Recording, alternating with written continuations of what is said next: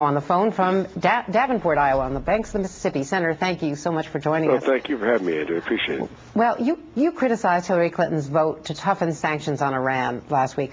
Why is this a risky vote, and why do you think that she made the wrong choice on Iran? Well, I wasn't criticizing her. I was criticizing all the people who thought that they could trust Bush with the opening that they gave him, which is that when you declare over 200,000 members of the armed forces of another nation, in this case Iran, as a terrorist organization, even though the legislation said you couldn't do anything about that unless they were in Iraq. So what do you think it shows about Senator Clinton? Has she, well, in your view, not learned the lessons? I think to think that they don't, that Bush, President Bush, who I think is looking for an excuse to go into Iran, would not use that as a rationale, saying, look, you in the United States Senate just voted to say that the Iranian army, part of it, is a terrorist organization. I have a solemn obligation as president to act against terrorism. That's why I went into Iran. And the most disastrous thing we could do at this moment would be to invade Iran.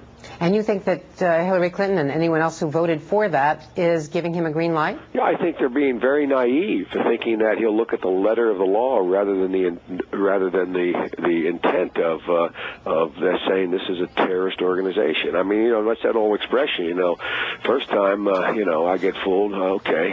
Second time, it's my fault. I mean, he did the same thing before with regard to Iraq. I don't know how he couldn't have learned a lesson about this administration. Now, Barack Obama was not in the Senate when the Iraq vote took place, but he has criticized all of you who were for not asking tough enough questions about the intelligence running up to the Iraq war. Fair? No, because we did ask. I read every one of those intelligence reports. I even talked to you, I remember, during this period. And my reasoning was, everybody characterizes the vote on the resolution as wanting to go to war. The vote was to prevent war. The vote was to say, stay in the United Nations, Mr. President. But wasn't that just as naive as what you've criticized Hillary Clinton and others for? Well, yes, that was naive because if you look at it then, he was acting responsibly on Afghanistan. Everyone, including all the major networks, were talking about how responsible he was. He turned out to be woefully irresponsible. We know that now, so how could you do this again and give him this opening with regard to Iran?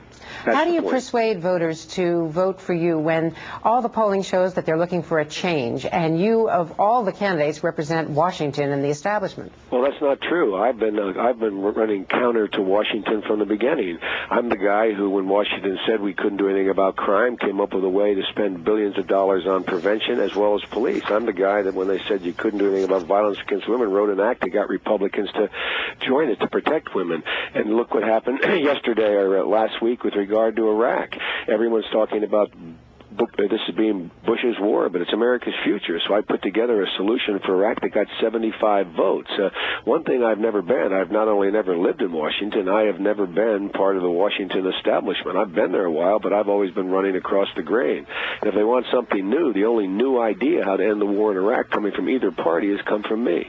Can you do it without money, Senator? Well, I think it's hard to do it without money, but we have enough money to compete in the first 4 states. And you know, Andrea, if I exceed expectations out here, I believe that I'll win this nomination. And people out here, the one great thing about Iowa and New Hampshire and these early states is they want to know what's on your mind, not what's in your pocketbook. And people out here are thinking $100 million for the campaign is pretty obscene. So, I really do believe I will do well out here, and I really do believe that I'm going to win this nomination. Joe Biden looking for an upset in Iowa. Good luck out there on the campaign trail, Thank you, Senator. Andrea. Thanks I appreciate for stopping by. Bye-bye. Barack Obama is campaigning today in New Hampshire, but his wife Michelle is in Iowa, where polls show that he is still in 3rd place. Hillary Clinton now leads the polls.